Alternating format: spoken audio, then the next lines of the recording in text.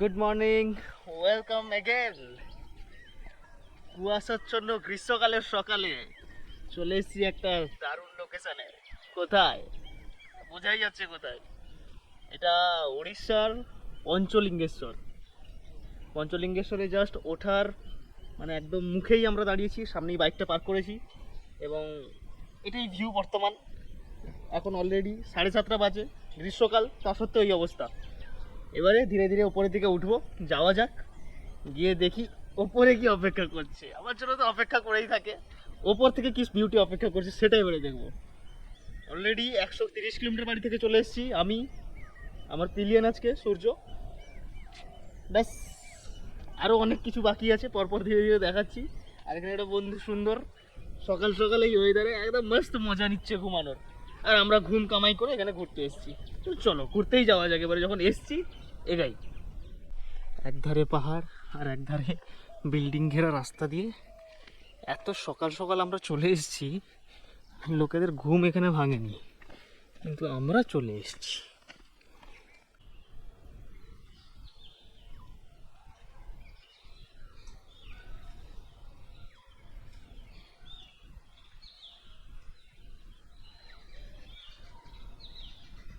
সকাল সকাল morning walk করতে এসেছি 130 কিলোমিটার দূরে বাড়ি থেকে। আবার পাহাড়ে চড়ে মর্নিং ওয়াক করতে এসেছি। সামনে মন্দিরের গেট দেখা যাচ্ছে, আমরা চলে এসেছি। এবারে সামনে এগোই।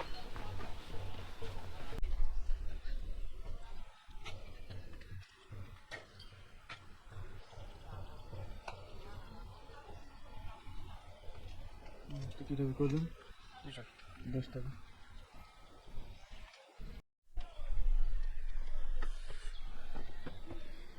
এখানে এন্ট্রিতে টিকিট কাটতে হবে, টিকিটটা মাত্র 5 টাকা। ও সকাল সকাল ওখানে কাজ কমপ্লিট করে হেঁটে হেঁটে নেমে এলো, আর আমরা এখন উঠে শুরু করছি। এতক্ষণ একটা স্লোপিং ঢালাই করা ঢাল দিয়ে আমরা আসছিলাম, এবারে সিঁড়ি স্টার্ট হলো। সিঁড়িগুলো খুব বেশি স্টিপ নয়। এখানে সুন্দর বসার সিট করা আছে, যেতে যেতে পথে ক্লান্ত হলে এখানে বসে রেস্ট নিতে পারেন। চলুন এগোনো যাক।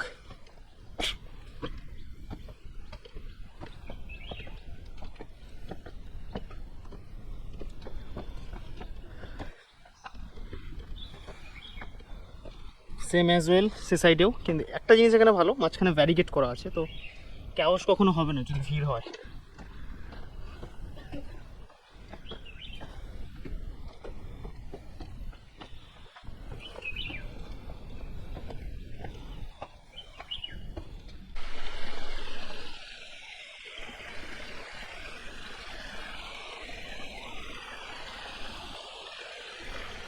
ওঠার পথে আমরা একটা জায়গায় শেল্টার নিয়েছি, মানে একটু জাস্ট বসার জন্য। সুন্দর একটা জলের স্রোত নিচে নেমে যাচ্ছে এখান থেকে, এবং তার সাউন্ড অবভিয়াসলি সেটা মেসোরাইজিং কানের জন্য এবং মনের জন্য অবভিয়াসলি অ্যাজ ওয়েল। এবারে আবার আমরা জার্নি কন্টিনিউ করব, আবার পাহাড়ের দিকে ওঠা স্টার্ট করব। ওপরেই চলে এসেছি, এখানে শু স্ট্যান্ড। নিচে যে টিকিট কাটলো ওটাতেই শু স্ট্যান্ডে জুতো রাখাটাও ইনক্লুডিং, এখানে আলাদা করে কোনো টিকিট করতে হয় না। আর ওই পাশ দিয়ে গিয়ে ঘুরে গিয়ে বাম দিকে নেমে এখানে শিবলিঙ্গ পঞ্চলিঙ্গেশ্বর। এই যে জলের স্রোতটা যাচ্ছে, জলের স্রোতের ভেতরেই অ্যাকচুয়ালি শিবলিঙ্গ। যদি ক্যামেরা নিয়ে ওখানে যাওয়া যায় তা আমি অবশ্যই দেখাবো। এই যে সবাই লাইন দিয়ে এখানে দাঁড়িয়েছেন পুজো দেওয়ার জন্য। আমরাও জাস্ট জুতোটা এখানে রেখে এবারে এগোবো পুজো দিতে।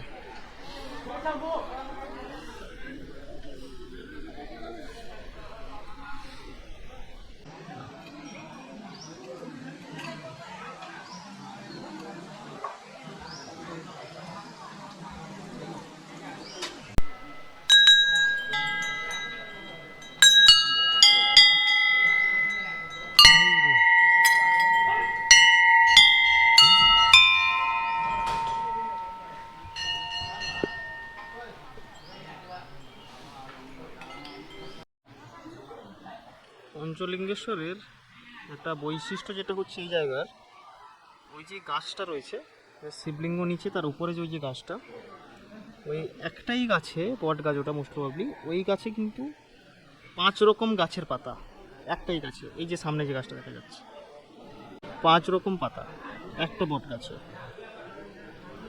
এটা নাকি ভারতবর্ষে কোথাও নেই। নিচে যে পূজারী পুজো করছেন পুরোহিত মশাই তিনিও একই কথা বললেন। আর ওই যে জলের স্রোতটা পঞ্চলিঙ্গেশ্বর শিবলিঙ্গের উপর দিয়ে হয়ে এই যে নিচের দিকে নেমে যাচ্ছে।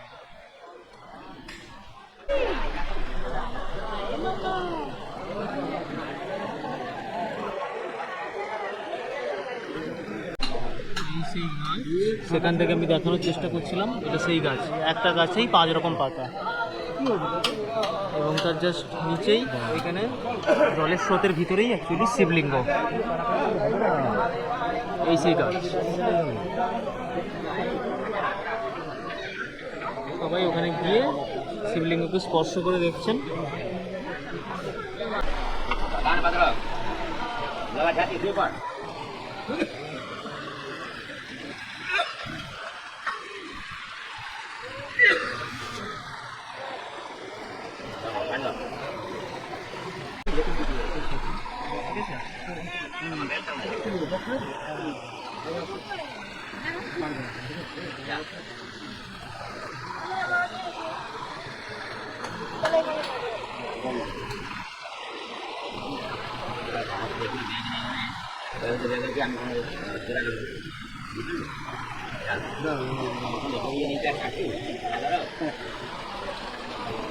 ছাতি লাগাতে বাবা, ছাতি লাগাতে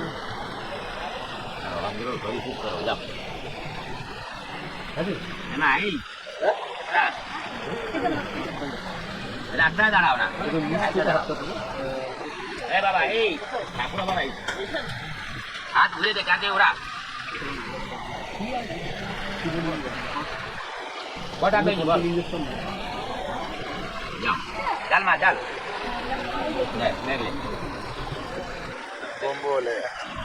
বাবা, ডান বাবারা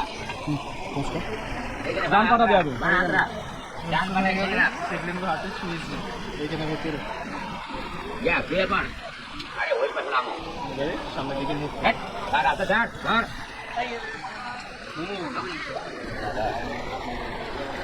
বাবা কামনা পূর্ণ হয়ে যাও বাবা, লাঠি দাও, চলো লাঠি দাও, পারবে?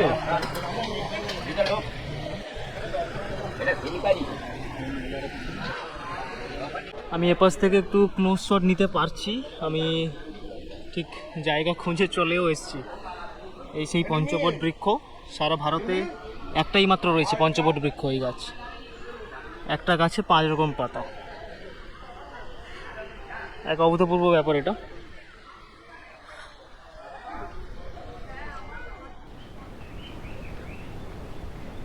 অনুভূতি ভালোই, সকাল সকাল একদম ফাঁকা, হালকা ঠান্ডা ঠান্ডা মিষ্টি ওয়েদার এবং ভিড়ও বেশি ছিল না অবভিয়াসলি। সুন্দরভাবে দর্শনও হয়েছে, শিবলিঙ্গ আমরা হাতে ছুঁতেও পেরেছি। এবারে নিচের দিকে নেমে যাচ্ছি পরপর পাহাড় থেকে, পার্কিংয়ে যাব, একটু হালকা ব্রেকফাস্ট করব, তারপরে আরেকটা অফবিট ডেস্টিনেশন যাব, এটা একটা সিক্রেট প্লেস, সেটা গিয়েই দেখাবো ওখানে। এখন বর্তমানে ডিসেন্ডিং হয়ে নামছি, দোকানগুলো এবারে ধীরে ধীরে খুলছে, অলরেডি 8:39 মানে 9টা বাজতে যায়। চলো ব্রেকফাস্ট করবো, দিল্লিতে পৌঁছবো, রেডি হব, আবার বেরিয়ে যাবো।